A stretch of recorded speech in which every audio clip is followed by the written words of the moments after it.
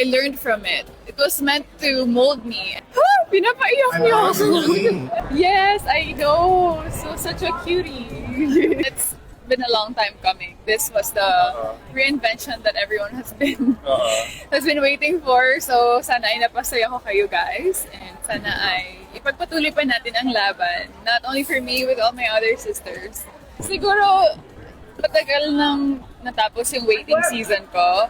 Matagal na rin akong gustong-gustong ilaban yung Pilipinas. Kasi kung before, yung Pilipinas yung pinaglaban ako, ngayon ako naman yung paglalaban ko yung Pilipinas. Actually, ang tagal ko na kasing naging international model. So, for me, being back on the stage is like also my home.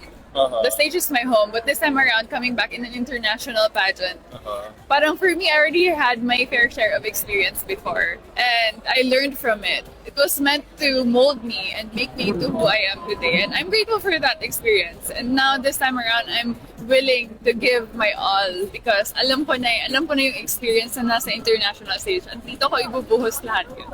Alam mo, gusto ko lang talagang malaman nila na mahal ko sila. Pinapaiyak niyo ako. Pero anyways, gusto ko lang talagang i-represent yung pagiging Filipina-Palestinian. Thank you so much. Lalaban tayo. Susuna ka!